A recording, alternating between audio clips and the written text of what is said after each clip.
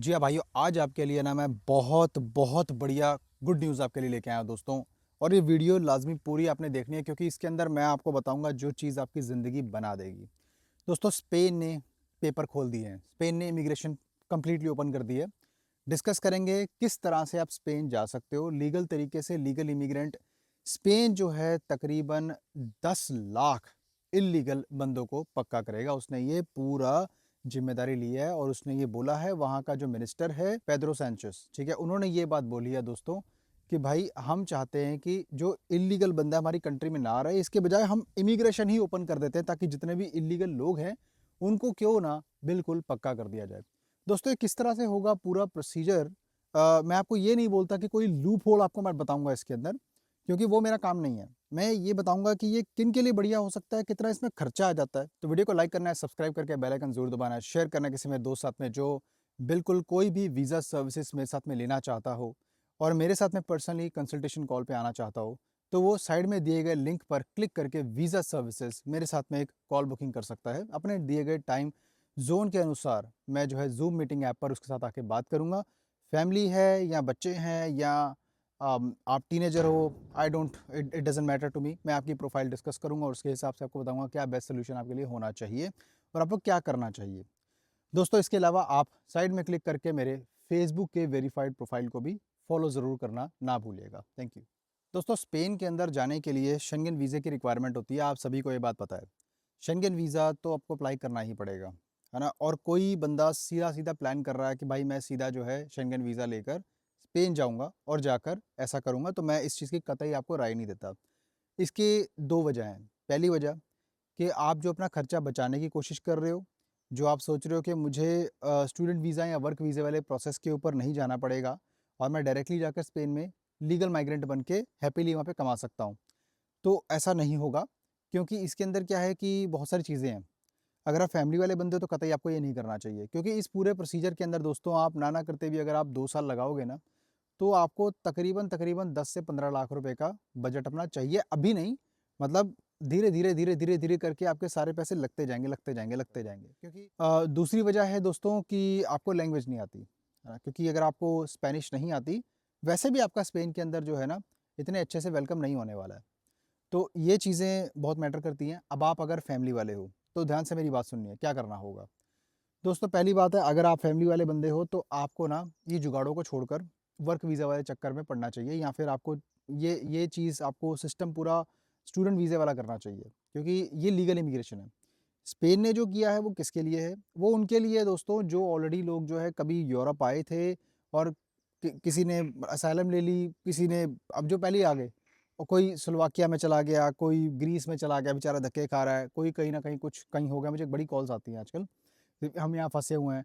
ये बेसिकली उन लोगों के लिए एक वाइबल ऑप्शन ज़रूर हो सकता है, जिनके पास में कभी न कभी जिन्होंने यूरोप में एंट्री ली थी और वो लोग वापस नहीं जाना चाहते और उनको चाहिए कि उनको कोई ना कोई कंट्री, उनको किसी तरीके से स्पेन ने जैसे प्रोग्राम ओपन किया है, वही प्रोग्राम कुछ टाइम पहले, मतलब ये लगा लो आज से 1.5-2 साल पहले पुर्तगाल के अंदर भी था, जिसमें आप सीधा आओ, ओपन पेपर्स, गवर्नमेंट आपको खुद लीगल करेगी।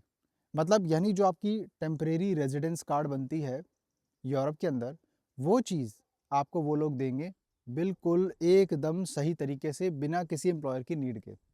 तो ये चीज़ होती है दोस्तों। फैमिली के साथ में अगर आप आ रहे हो ना, तो पहली चीज़ आपको ध्यान रखनी है कि आपका रहने का खर्चा, रूम रूम की बात करते हैं दोस्तों, मैं अपार्टमेंट की बात नहीं करूँगा कतई, क्योंकि सबसे पहले प्रोसीजर को स्टार्ट करने के लिए, अब ये उनके लिए है जो ऑलरेडी यूरोप में है।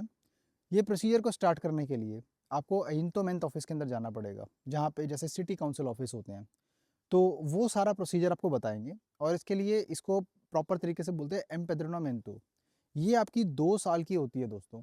इसके अंदर दो वर्जन होती है, रेड क्रॉस और नॉर्मल, ठीक है। तो अगर आप एक्सपेडिटेड करवाते हो तो आपको तकरीबन 6 महीने में, 6 महीने का समय लगता है मेरे ख्याल से। रेड क्रॉस वाली में ज़्यादा जल्दी हो जाता है, ऐसा मेरा मानना है। और दूसरी चीज़ है कि इसके अंदर क्या है कि आपका जो है ना, फिर रहने का, खाने का खर्चा सब आपको बांटना पड़ेगा। आप आज की डेट के अंदर वहाँ पे इलीगल नहीं काउंट होगे, क्योंकि अब सरकार ने ये भी मंजूरी दे दी है कि जो लोग वहाँ जाएंगे स्पेन के अंदर, वो लोग काम भी कर सकते हैं, हम उनको परमिशन देंगे काम करने की, लेकिन आपको जॉब ऐसी आसानी से मिलेगी नहीं दोस्तों, क्योंकि लैंग्वेज नहीं आती ना। लैंग्वेज मेन चक्कर है। अगर आप लैंग्वेज सीख लेते हो फिर तो कोई प्रॉब्लम ही नहीं है। फिर तो आप अगर यूरोप में ऑलरेडी हो और अगर आपको ऐसा लगता है कि अगर स्पेन आपको जाना चाहिए, तो आप तकरीबन अपना कुछ बजट बना के आप स्पेन जाइए। और बहुत सारे एजेंट आपको ऐसे मिलेंगे जो आपको एड्रेस गारंटी के नाम पर बेचेंगे, क्योंकि एड्रेस के बिना आप वहाँ पर अयुंटमेंतो का प्रोसेस वहाँ पे जाके अपना जो एम्पेद्रोनमेंतो का प्रोसेस अयुंटमेंतो ऑफिस में स्टार्ट नहीं कर पाओगे। रीज़न बीइंग कि आपको एड्रेस आपको चाहिए होगा जिसमें आपको कोई ना कोई आपकी गारंटी लेगा, क्योंकि आप खुद घर नहीं ले सकते, क्योंकि आप खुद ही इलीगल हो, है ना? जब आप आओगे तब तो आप इलीगल ही होगे, और लीगल तब कंसिडर करोगे जब आपकी एम्पेद्रोनमेंतो पास हो जाएगी। उसके बाद में फिर टेम्परेरी रेजिडेंस कार्ड और फिर आगे वही प्रोसीजर चलता है जिसमें आप लगाओ अपना साल दर साल और उसके बाद लैंग्वेज सीखो, फिर आगे नेशनलिटी तक पहुँचो। तो ये ना दोस्तों पता है किन लोगों के लिए है? जिनको साफ़-सुथरा माहौल चाहिए, लाइफ़ अच्छी चाहिए। अब जैसे मेरे पीछे देख सकते हो, साफ़-सुथरा, कोई आस-पास बंदा-वरंदा नहीं है, ठीक है? मतलब सफाई, काम, आई लाइक पीस। और ये स्पेसिफ़िकली सिर्फ़ और सिर्फ़ उन परिवारों के लिए है, जो मेरे भाई-बहन यूरोप में फँस चुके हैं, उनको कोई रास्ता नहीं दिख रहा है। आप इंडिया से ही अब ये प्लान करके मत आ जाना, भाई बहुत दिक्कत में आ जाओगे। देखो इंडिया से आदमी सोचता कुछ है और रियलिटी कुछ और होती है बाहर विदेशों के अंदर। जैसा आप सोचते हो वैसा नहीं होता दोस्तों। मैं आपको हमेशा समझाता रहता हूँ, रहने का लिविंग जो एक्सपेंसेस है वो बहुत ज़्यादा है, खाने-पीने का तकरीबन आपका अगर फैमिली वाले हो 300-400 यूरो कहीं नहीं गया आपका। आप अगर मैं बात करूँ अगर स्पेन की तो 300-400 यूरो आपको कहीं नहीं, फैमिली वाले बंदे का और अच्छा खाना-पीना खाओगे आप। फिर कपड़े भी लोगे, 2-250 यूरो उसका लगा लो। फिर आपका रूम का होगा, कोई आपको ढंग का अगर मिल गया, अगर ओनर वो आपको रूम अगर दे दे अपने फ्लैट के अंदर, तो वो भी आपका तकरीबन 6-700 यूरो के आस-पास ऑफ नाउ आपका खर्चा बिजली के बिल के साथ में जाएगा। इसके अलावा दोस्तों अगर आप अपना अपार्टमेंट तो वैसे भी लेने की सोच ही नहीं पाओगे ना, तो रूमों में फैमिली को एडजस्टमेंट करनी बड़ी मुश्किल हो जाती है। मैंने ये चीज़ें देखी हैं कि फैमिलीज़ बहुत परेशान हो जाती हैं, रूम के अंदर दूसरी फैमिली के साथ में नहीं बन पाती और लड़ाई हो जाती है, इवेंचुअली फिर आपका वो एड्रेस ख़त्म हो जाता है और एड्रेस मेन चीज़ होती है। तो मैं आई होप सो आपको मेरी बातें समझ में आ रही होंगी। तो आपको ना ये जुगाड़ों के चक्कर में नहीं पड़ना चाहिए, बजाय इसके आप सीधा अपना वर्क वीज़ा का पाथवे अपनाएँ। और मैं आपको नेक्स्ट वीडियो में बताऊँगा कि कौन-सी कंट्री के अंदर इस समय मेरे पास में ऑप्शंस अभी आने वाले हैं। बाकी मैं मिलता हूँ आपको फिर किसी और शानदार कंटेंट में, तब तक के लिए अपना बहुत सारा ख्याल रखिए, अपने भाई को दुआ में याद रखिए। नमस्कार।